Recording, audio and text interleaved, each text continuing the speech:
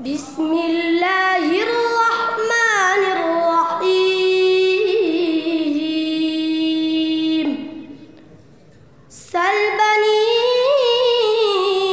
إسرائيل كم آتيناهم من آية بينة ومن يبدل نعمة الله من بعد ما جاءته